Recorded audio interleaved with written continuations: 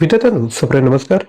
मुंबई उच्च न्यायालय याकरता आपण जी व्हिडिओ सिरीज घेऊन आलो आहोत त्यामधील हा नेक्स्ट व्हिडिओ आहे. आजच्या व्हिडिओमध्ये देखील क्वालिटी असे सामान्यांवर प्रश्न आपण बघणार आहोत.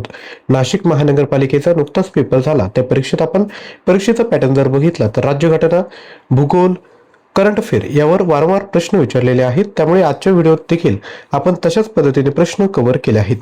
तसेच जेवढेही आपण प्रश्न बघणार आहोत प्रत्येक प्रश्नाचं उत्तर आपण खाली कमेंट करायचा प्रयत्न करा आणि एकूण प्रश्न झाल्यानंतर आपले किती बरोबर आले ते देखील आपण खाली कमेंट करू शकता. व्हिडिओला सुरुवात करूया. सर्वात पहिला प्रश्न आहे, संविधान सभेच्या मसुदा समितीचे अध्यक्ष म्हणून डॉक्टर बाबासाहेब आंबेडकर यांची निवड डॅश या दिवशी करण्यात आली. 20 ऑगस्ट 1947, 29 ऑगस्ट 1947, 14 नोव्हेंबर 1947 की 24 सप्टेंबर 1947. तर सांगा या प्रश्नाचं योग्य उत्तर काय असेल. तर राईट आन्सर आहे 29 ऑगस्ट 1947 रोजी नियुक्ती करण्यात आली. पुढील प्रश्न, हवेतील पाण्याच्या वाफेमुळे निर्माण होणारा ओलावा किंवा दमटपणा यास काय म्हणतात. दव, विशिष्ट उष्णधारकता, आर्द्रता की बाष्पीभवन. विज्ञान या टॉपिक मधील हा प्रश्न आहे. तर सांगा हवेतील पाण्याच्या वाफेमुळे निर्माण होणारा ओलावा किंवा दमटपणा यास आपण काय म्हणतो. योग्य उत्तर आहे ऑप्शन 3 आर्द्रता म्हणजेच ह्युमिडिटी. यानंतर पुढील प्रश्न, 1954 साली नेफा विभागाची निर्मिती झाली, त्याला डॅश साली अरुणाचल प्रदेश असे संबोधण्यात येऊ लागले. 1962, 1972, 1982 की 1992. तर याचं जे योग्य उत्तर आहे ते आहे 1972 साली. पुढील प्रश्न व्हेरी इम्पॉर्टंट आणि खूप साऱ्या परीक्षेत हा प्रश्न ऑलरेडी विचारण्यात आला आहे आणि यावर खूप साऱ्या डॉक्युमेंटरी आणि मूव्ही देखील बनलेल्या आहेत. भोपाळ दुर्घटनेस खालीलपैकी कारणीभूत असणारा वायू कोणता आहे.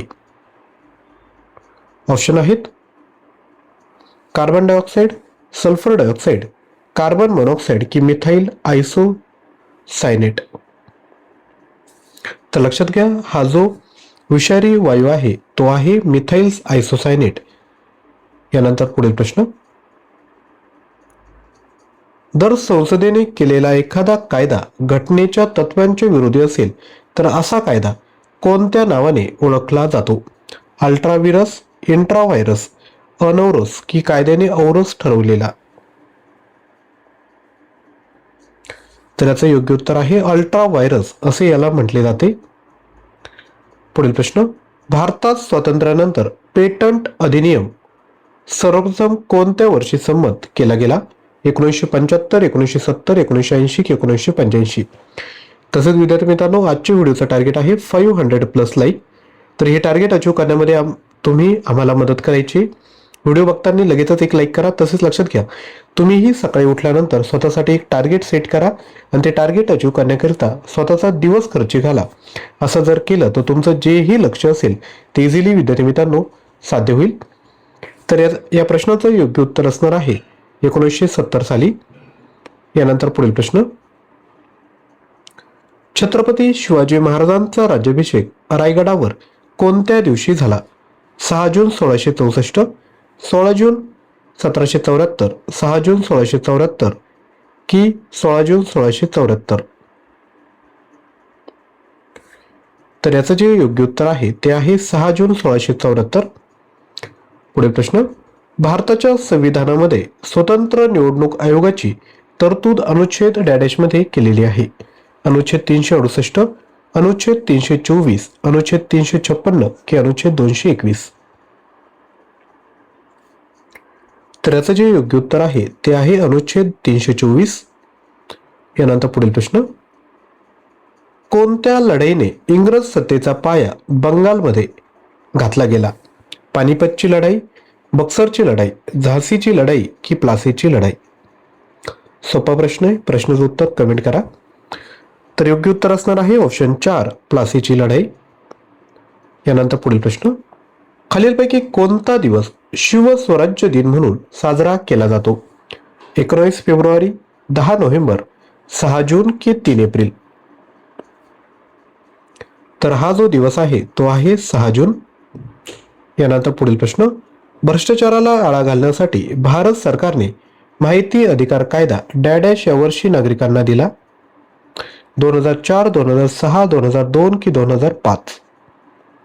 तर लक्षात घ्या, माहिती अधिकार कायदा म्हणजे राईट टू इन्फॉर्मेशन ऍक्ट 2005 असं त्याचं नाव आहे. तर याचं राईट आन्सर असणार आहे 2005 या वर्षी. पुढील प्रश्न, हॅलेच्या धूमकेतूला सूर्याभोवती एक प्रदक्षिणा पूर्ण करण्यास किती वर्ष लागतात? 56 वर्षे, 66 वर्षे, 76 वर्षे की 86 वर्षे? तर याचं जे योग्य उत्तर असणार आहे ते असणार आहे 76 वर्षे. यानंतर पुढील प्रश्न, संघ राज्याच्या कार्यकारी मंडळात खालीलपैकी कोणाचा समावेश करता येणार नाही? संघ राज्य कार्यकारी मंडळात ऑप्शन आहेत राष्ट्रपती, सरन्यायाधीश, पंतप्रधान की मंत्रिमंडळ. तर याचं जे योग्य उत्तर आहे ते आहे सरन्यायाधीश. पुढील प्रश्न, स्त्री पुरुषांना समान कामासाठी समान वेतन देणे हे खालीलपैकी कोणत्या अनुच्छेदामध्ये उल्लेख आहे? अनुच्छेद 49, अनुच्छेद 39 अ, अनुच्छेद 24 की अनुच्छेद 39 ड? तर स्त्री पुरुषांना समान कामासाठी समान वेतन देणे हे अनुच्छेद 39 ड मध्ये उल्लेख केलेला आहे. आणि विद्यार्थ्यांनो, अजूनही व्हिडिओला लाईक केलं नसेल तर एक लाईक विद्यार्थ्यांनो लगेचच करून द्या आणि ज्यांना शक्य असेल ते खाली थँक्यू देखील कमेंट करू शकता. पुढील प्रश्न आहे, पाकिस्तानच्या पंजाब प्रांतातील साहिवाल जिल्ह्यात डॅडॅश नदीच्या काठावर हडप्पा हे स्थळ आढळते? झेलम नदी, चिनाब नदी, बियास नदी की रावी नदी? तर याचं जे योग्य उत्तर आहे ते आहे ऑप्शन 4 रावी नदी. पुढील प्रश्न, न्यायालयाच्या कामात समन्स म्हणजे काय? आरोपीला शिक्षा सुनावणे, जामीन मंजूर करणे, न्यायालयात हजर राहण्यासाठी लेखी आदेश की खटला बंद करणे? एखाद्याला समन्स न्यायालयाने दिला याचा अर्थ काय होतो? तर न्यायालयात हजर राहण्यासाठीचा लेखी आदेश. यानंतर पुढील प्रश्न बघूयात, महाराष्ट्रातील लोकहितवादी म्हणून कोणत्या समाजसुधारकाला ओळखले जाते? महादेव गोविंद रानडे, विठ्ठल रामजी शिंदे, महात्मा फुले की गोपाळ हरी देशमुख? आणि तुमच्यासाठी पहिला होमवर्क आहे, गुलामगिरी हा जो ग्रंथ आहे तो कोणी लिहिला? प्रश्नाचं उत्तर कमेंट करायचंय. गुलामगिरी हा ग्रंथ कोणी लिहिला? आणि तुमचे जे ऑप्शन आहेत ते हे सेम ऑप्शन आहे. तर या प्रश्नाचं योग्य उत्तर आहे ऑप्शन 4 लोकहितवादी असे गोपाळ हरी देशमुख यांना म्हटले जाते. पुढील प्रश्न, राज्याचा महाधिवक्ता ॲडव्होकेट जनरल यांची नेमणूक कोण करतात? राष्ट्रपती, राज्यपाल, मुख्य न्यायाधीश की मुख्यमंत्री? आणि विद्यार्थ्यांनो, जर आपल्याला डेली बेसिसवर करंट अफेअरची तयारी करायची असेल तर डेली करंट अफेअर आपलं यूट्यूब चॅनल आहे, त्याला तुम्ही सबस्क्राईब करा आणि डेली सकाळी 6 वाजता येणारा व्हिडिओ आवर्जून बघा. तर राज्याचा महाधिवक्ता यांची नेमणूक राज्यपाल करत असतात. यानंतर पुढील प्रश्न, भारतातील एकमेव नॅशनल ब्रेन रिसर्च सेंटर खालीलपैकी कोणत्या राज्यात स्थित आहे?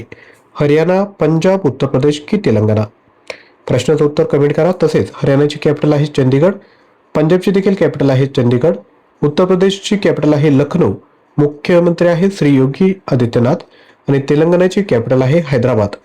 आंध्र प्रदेशची कॅपिटल आहे अमरावती, कारण की तेलंगणा आणि आंध्र प्रदेश कॅपिटलमध्ये तुम्ही कन्फ्युजन करू शकता. तर याचं जे योग्य उत्तर आहे ते आहे हरियाणा. पुढील प्रश्न, गुलामगिरी हे पुस्तक खालीलपैकी कोणत्या समाजसुधारकांनी लिहिलं आहे? डॉक्टर बाबासाहेब आंबेडकर, बाळ गंगाधर टिळक, महात्मा ज्योतिबा फुले की महात्मा गांधी? हा तुमच्यासाठी होमवर्क असणार आहे. प्रश्नाचं उत्तर कमेंट करा. उत्तर तर डायरेक्टच सांगून दिले, महात्मा ज्योतिबा फुले या प्रश्नाचं योग्य उत्तर असणार आहे.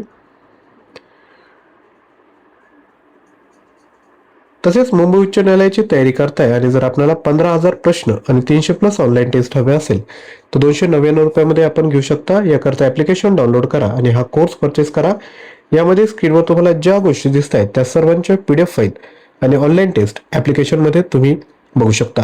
आजचा व्हिडिओ आवडला असेल तर लाईक, शेअर, चॅनलला सबस्क्राईब करा आणि जे दुसरं आपलं यूट्यूब चॅनल आहे डेली करंट अफेअर त्याला देखील सबस्क्राईब करा आणि शेजारी असणाऱ्या बेल आयकॉनला क्लिक करा, जेणेकरून नवीन व्हिडिओचे नोटिफिकेशन आपल्याला भेटतील. तर मुंबई उच्च न्यायालयाची जी आपण व्हिडिओ सिरीज घेऊन आलो आहोत त्यामधील आधीचे जर व्हिडिओ आपल्याला बघायचे असेल तर मुंबई उच्च न्यायालय या प्लेलिस्टमध्ये जाऊन या आधीचे सर्व व्हिडिओ आपण बघू शकता. थँक्यू.